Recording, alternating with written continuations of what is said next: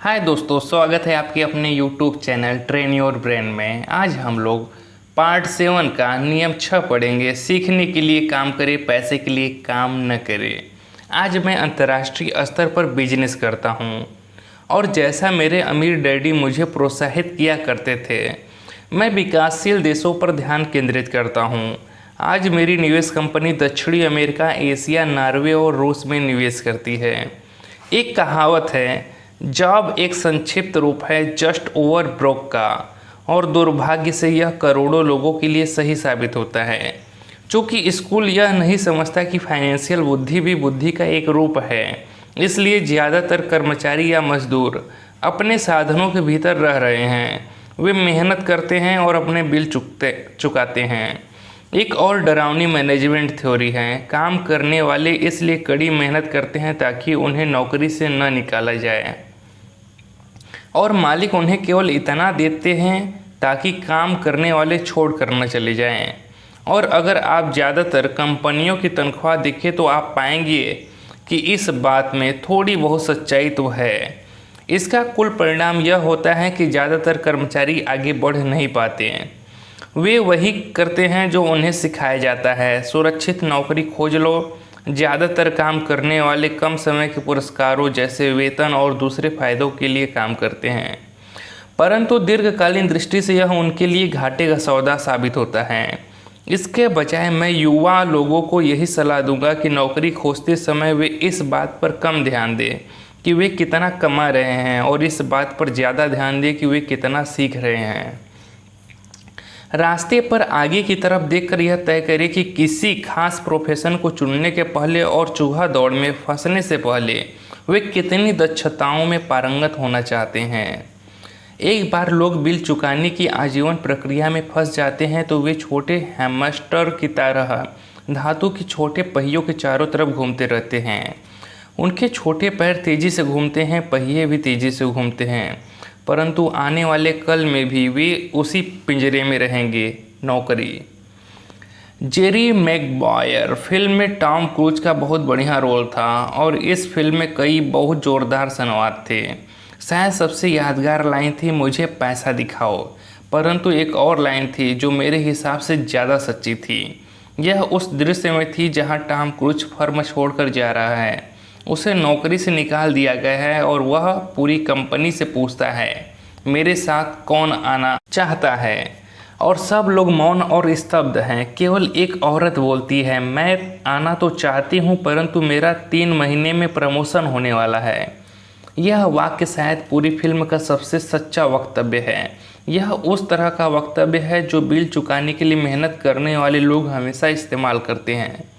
मैं जानता हूं कि मेरे पढ़े लिखे डैडी हर साल तनख्वाह बढ़ने की आशा लगाए रखते थे और हर साल उन्हें निराशा होती थी, इसलिए वे फिर से स्कूल जाकर और ज़्यादा योग्यताएं हासिल करते थे ताकि उन्हें एक और वेतन वृद्धि मिल सके, परंतु एक बार फिर उन्हें निराशा ही हाथ लगती थी।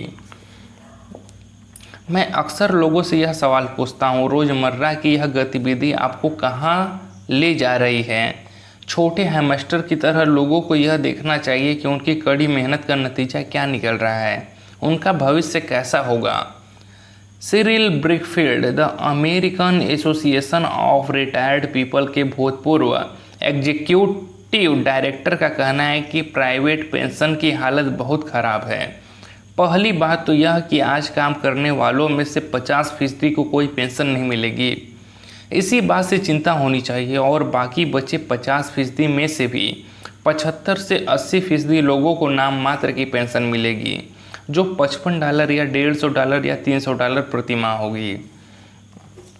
अपनी पुस्तक द रिटायरमेंट मिथ में क्रेग एस कॉर्पेल लिखते हैं, मैं एक बड़ी राष्ट्रीय पेंशन सलाहकार फर्म के मुख्यालय में गया और मैं मैनेजिंग डायरेक्टर से मिला जिसकी विशेषज्ञता बढ़िया रिटायरमेंट योजनाएं तैयार करने में थी।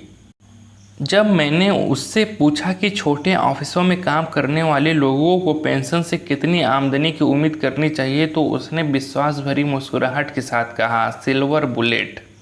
सिल्वर बुलेट का क्या मतलब होता है, मैंने पूछा। उसने अपने कंधे उचकाए। अगर बुजुर्गों को लगता है कि बुढ़ापे में उनके पास जिंदा रहने के लिए पर्याप्त धन नहीं है तो वे अपने आप को गोली मार सकते हैं। कार्पिल इसके बाद पुराने रिटायरमेंट प्लान और ज़्यादा खतरनाक नए 401 के प्लान में अंतर को स्पष्ट करते हैं। ज़्यादातर काम करने वालों के लिए यह कोई सुखद तस्वीर नहीं है, और यह तो हुई रिटायरमेंट की बात। जब इस तस्वीर में मेडिकल फीस और दीर्घकालीन नर्सिंग होम सुविधा को जोड़ा जाता है तो तस्वीर डरावनी हो जाती है। उनकी 1995 की पुस्तक में वे बताते हैं कि नर्सिंग होम की फीस $30,000 प्रति वर्ष से $1,25,000 प्रति वर्ष है।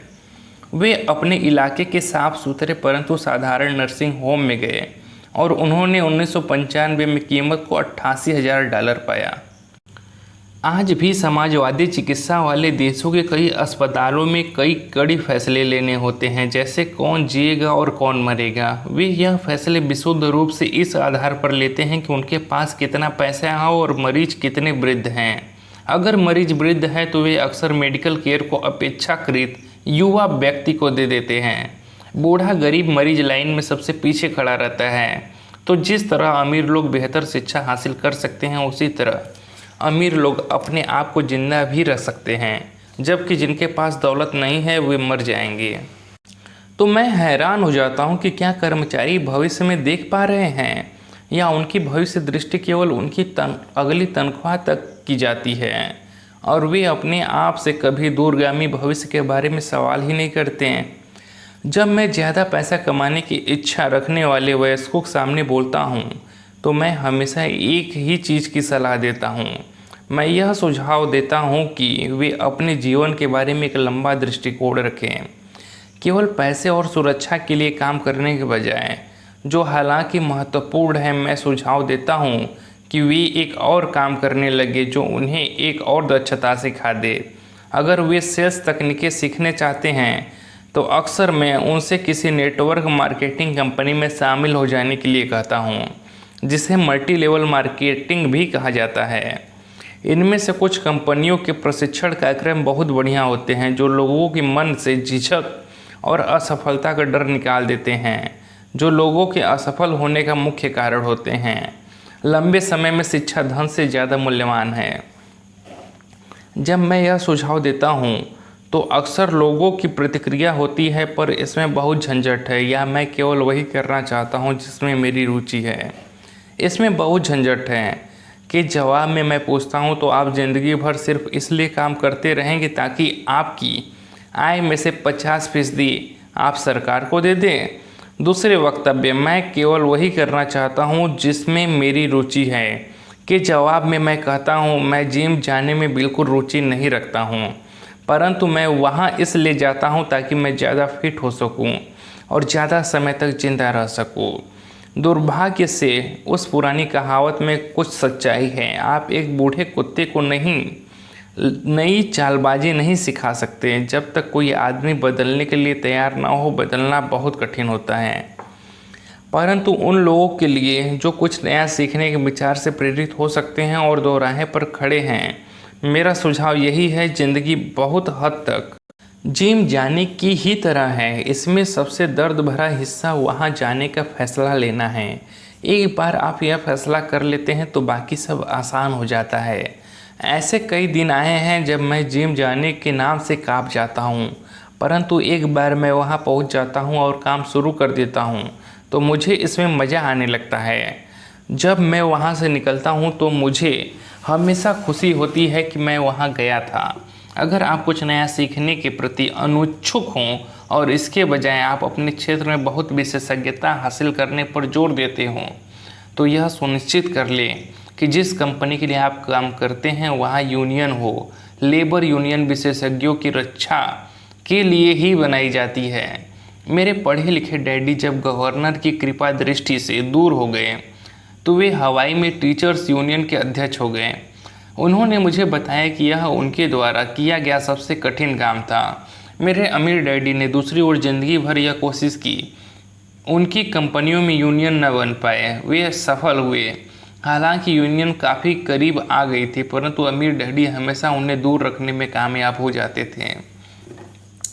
व्यक्तिगत रूप से मैं किसी का पक्ष नहीं लेता, क्योंकि मुझे दोनों ही बातों में फ़ायदे दिखते हैं और उनकी ज़रूरत दिखती है। अगर आप स्कूल द्वारा सुझाए गए रास्ते पर चलते हैं, उच्च विशेषज्ञता हासिल करते हैं तो फिर आप यूनियन की सुरक्षा में चले जाएं। उदाहरण के लिए अगर मैं अपने हवाई जहाज़ उड़ाने के करियर में गया होता तो मैंने ऐसी कंपनी पसंद की होती जिसकी पायलट यूनियन बहुत तगड़ी होती। क्यों? क्योंकि मेरी ज़िंदगी केवल एक दक्षता को सीखने के लिए समर्पित होती जिसका मूल्य केवल एक उद्योग में ही हो सकता था। अगर मुझे इस उद्योग से निकाल दिया गया होता तो मेरी जीवन की दक्षताएं किसी दूसरे उद्योग में उतनी बहुमूल्य नहीं होती। अगर किसी वरिष्ठ पायलट को निकाल दिया जाए जिसके पास हवाई उड़ान का 1,00,000 घंटे का अनुभव हो और जो हर साल $1.5 लाख कमा रहा हो, उसे स्कूल टीचिंग में इतनी ज़्यादा कमाई वाली बराबरी का काम ढूंढने में बहुत दिक्कत आएगी। दक्षताएं एक उद्योग से दूसरे उद्योग में ट्रांसफ़र नहीं होती, क्योंकि एयरलाइन उद्योग में जिन दक्षताओं की ज़रूरत होती है और जिसके लिए पायलटों को ज़्यादा वेतन दिया जाता है वे स्कूल सिस्टम में उतने महत्वपूर्ण नहीं होती। आज डॉक्टरों के लिए भी यही सही है। चिकित्सा के क्षेत्र में इतने परिवर्तन हो रहे हैं, कई मेडिकल विशेषज्ञ मेडिकल संगठनों जैसे HMO से जुड़ना पसंद करते हैं। स्कूल के शिक्षकों का यूनियन सदस्य होना पड़ता है। आज अमेरिका में टीचर्स की यूनियन सबसे बड़ी है और अमीर लेबर यूनियन है। NEA यानी नेशनल एजुकेशन एसोसिएशन के पास बहुत ज़्यादा राजनीतिक प्रभाव है। शिक्षकों को अपनी यूनियन की सुरक्षा की ज़रूरत होती है क्योंकि शिक्षा के बाहर उनकी दक्षताओं का मूल्य अपेक्षाकृत काफ़ी कम होता है। तो नियम यह है, उच्च विशेषज्ञता हासिल करो और यूनियन बना लो। स्मार्ट लोग यही करते हैं। जब मैं अपनी कक्षा से पूछता हूँ आप में से कितने मैकडोनाल्ड से अच्छा हैमबर्गर बना लेते हैं, तो लगभग सभी विद्यार्थी अपने हाथ खड़े कर देते हैं। मैं फिर पूछता हूँ अगर आप में से ज़्यादातर बेहतर हैमबर्गर बना लेते हैं तो ऐसा क्यों होता है कि मैकडोनाल्ड आपसे ज़्यादा पैसा बना लेता है? जवाब साफ है, मैकडोनाल्ड बिजनेस सिस्टम में आपसे अच्छा है। ज़्यादातर प्रतिभाशाली लोग सिर्फ इसलिए गरीब होते हैं क्योंकि वे अपना सारा ध्यान बेहतर हैमबर्गर बनाने में लगाते हैं और बिजनेस सिस्टम के बारे में कुछ नहीं जानते हैं। हवाई में मेरा एक दोस्त है जो एक महान कलाकार है। वह काफ़ी पैसा कमा लेता है। एक दिन उसकी माँ के वकील ने उसे बताया कि उसकी माँ ने अपने पुत्र के नाम पर $35,000 छोड़े हैं। यह रकम सरकार और वकीलों द्वारा अपना हिस्सा लेने के बाद बची थी। तत्काल उसने इस पैसे से विज्ञापन करके अपने व्यवसाय को बढ़ाने का सोचा। 2 महीने बाद उसका पहला पूरे पेज को रंगीन विज्ञापन एक महंगी पत्रिका में प्रकाशित हुआ जिसके पाठक बहुत अमीर लोग थे। यह विज्ञापन 3 महीने तक चला। उसे विज्ञापन के प्रत्युत्तर में कोई जवाब नहीं मिला और उसकी सारी पूंजी इस विज्ञापन में ख़त्म हो गई। अब वह पत्रिका पर दावा ठोकना चाहता है। यह एक ऐसे आदमी का सामान्य उदाहरण है जो एक बेहतरीन हैमबर्गर बना सकता है परंतु बिजनेस की बिल्कुल समझ नहीं रखता है।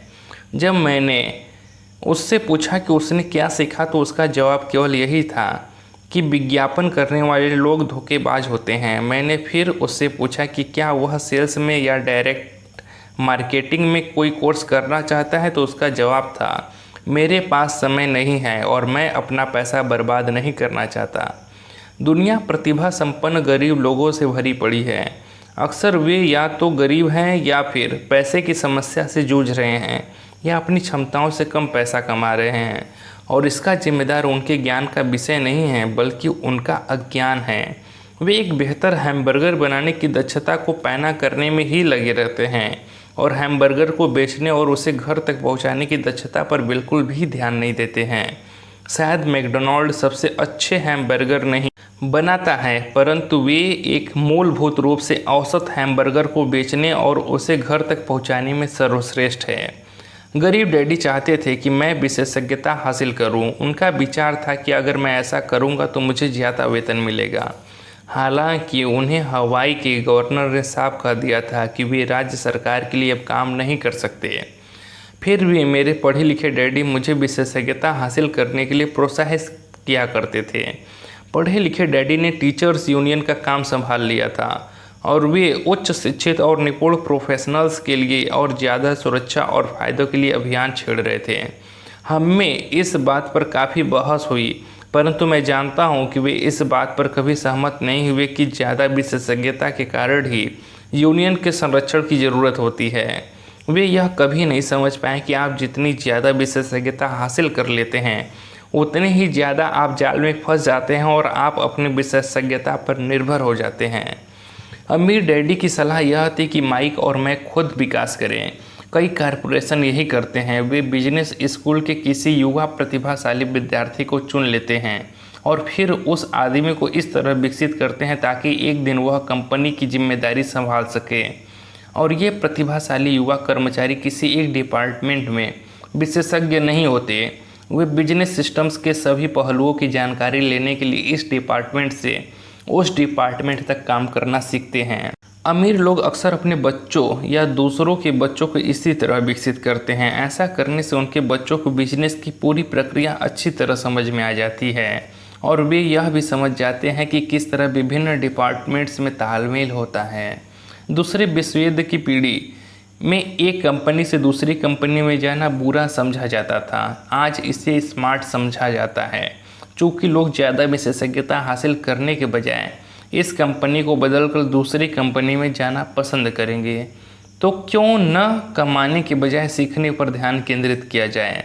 कम समय में हो सकता है कि आपकी आमदनी कम हो, परंतु लंबे समय में इससे आपको बहुत ज़्यादा फायदा होगा।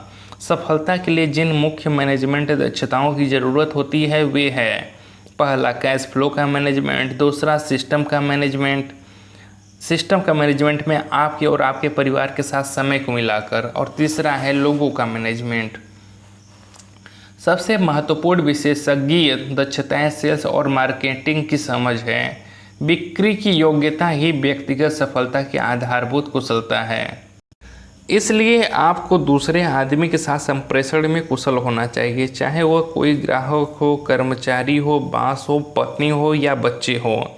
कम्युनिकेशन स्किल्स जैसे लिखना, बोलना और सौदेबाजी करना सफल जीवन के लिए बहुत ज़रूरी है।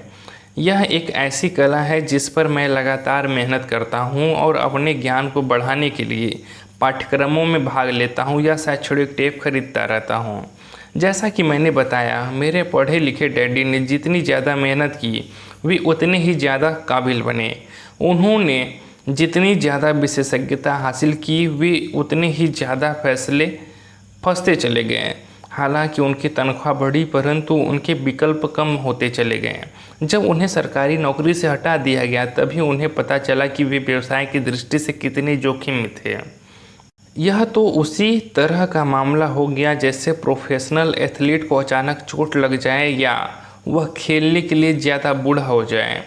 उनकी ऊंची तनख्वाह वाली स्थिति चली जाती है और वे अपनी सीमित दक्षताओं के सहारे जीवन यापन करते हैं। मैं सोचता हूँ कि इसलिए मेरे पढ़े लिखे डैडी बाद में यूनियनों के इतने समर्थक बन गए थे। उन्होंने यह महसूस कर लिया था कि यूनियन ने उन्हें कितना ज़्यादा फायदा दिलाया होता। अमीर डैडी माइक और मुझे सभी चीज़ों के बारे में थोड़ी थोड़ी जानकारी रखने के लिए प्रोत्साहित करते थे। वे हमें ऐसे लोगों के साथ काम करने के लिए प्रोत्साहित करते थे जो हमसे ज़्यादा स्मार्ट थे, और वे हमसे यह भी चाहते थे कि हम स्मार्ट लोगों से एक टीम के रूप में काम करवाएं। आज इसे व्यावसायिक विशेषज्ञताओं का समन्वय कहा जाएगा। आज मैं भूतपूर्व स्कूल टीचर से मिलता हूं जो हर साल लाखों डॉलर कमा रहे हैं।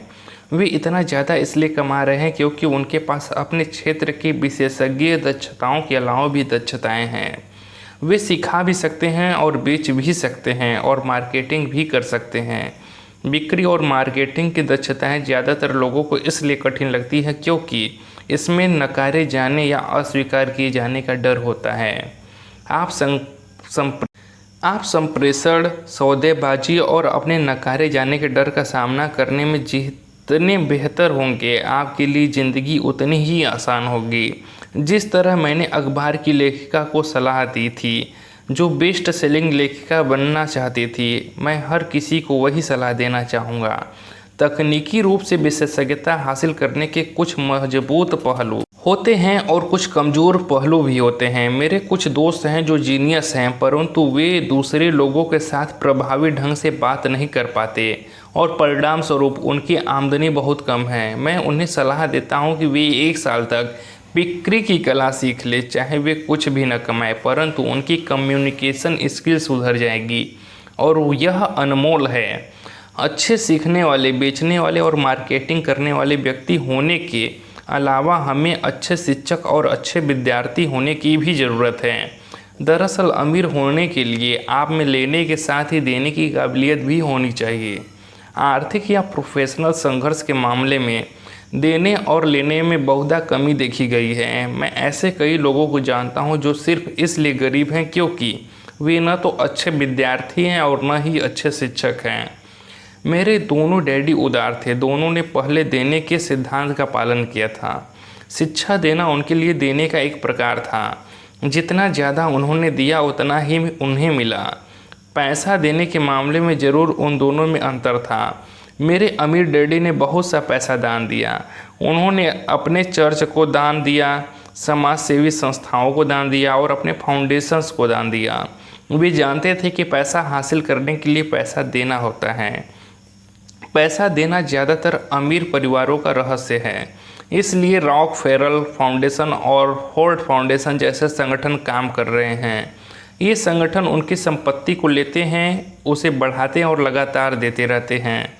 मेरे पढ़े लिखे डैडी हमेशा कहा करते थे, जब मेरे पास अतिरिक्त पैसा होगा मैं उसे दान में दूंगा। समस्या यह थी कि उनके पास कभी अतिरिक्त पैसा नहीं आया, इसलिए वे ज़्यादा पैसा कमाने के लिए ज़्यादा मेहनत करते रहें और पैसे के सबसे महत्वपूर्ण नियम को भूल गए, दो और आपको मिल जाएगा। इसके बजाय वे यह यकीन करते रहें, लो और फिर दो। निष्कर्ष में मैं यही कहना चाहता हूँ कि मुझ पर दोनों ही डैडियों की छाप है। मेरा एक हिस्सा कट्टर पूंजीपति का है जो पैसा से पैसा कमाने के खेल से प्रेम करता है। मेरा दूसरा हिस्सा एक सामाजिक रूप से जिम्मेदार शिक्षक का है जो गरीबों और अमीरों के बीच बढ़ती आर्थिक खाई से बहुत ज़्यादा चिंतित है। मैं इस बढ़ती हुई खाई के लिए मूल रूप से दकियानुसूची शिक्षा तंत्र को जिम्मेदार मानता हूँ। पूरा बुक पढ़ने के लिए मेरे चैनल को सब्सक्राइब करें दोस्तों।